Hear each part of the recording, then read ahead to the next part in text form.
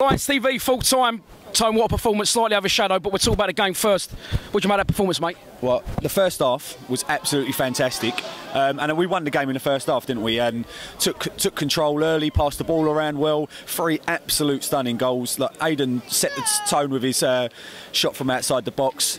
To be fair, that was my son with the mirror, and he was mascot. He's been mascot 3 times. We've won 3 times, so he can still stay. He can be mascot again. But yeah, it was. We really dictated the game. Looked good in possession. Passed the ball around really well. And like I said, the second half was a bit of an anticlimax, especially with what was going on in the Dockers upper. But we've done enough there. It's going to be tough in the running because we've got. I think everyone above us wanted that, and we'll have a tough game Monday at Fleetwood. Yeah, every team won. Southend, I think, smashed Chesterfield 4-0. So we're going to have to pick up at least 6 points in the last 3 games, and that's not going to be easy with Fleetwood away and Oxford at home, and then obviously Bristol Rovers. Yeah, I mean, I've criticised the team's performances. That's everything I've been talking about today.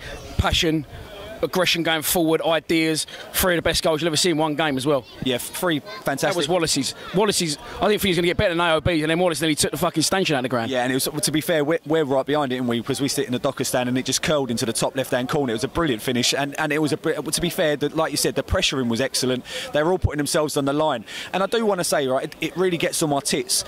I understand people, everyone's entitled to their view, and they're booing Fred on your dimmer. He's in a Millwall shirt. Don't boo him. He's wearing a Millwall shirt. All right. Williams hasn't signed the contract. He's out of contract at the end of the season. We've offered him a new one. He hasn't signed one. Sean Cummins hasn't signed a new contract. He's out of contract at the end of the season. He's not getting booed.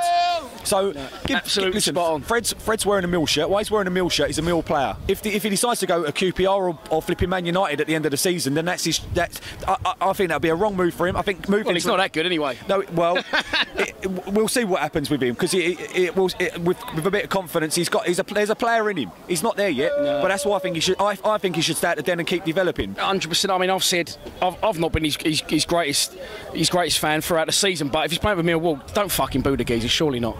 I don't understand. I just don't understand what you think you're going to get out of him. Like other than we're Millwall fans. He's not done anything silly. He's just not signed a contract at the club. Like I said, there's 2 other players there. Sean Williams has not signed a contract. There's not even talk about it. So just give the guys wearing a Mill top. He's a Millwall player.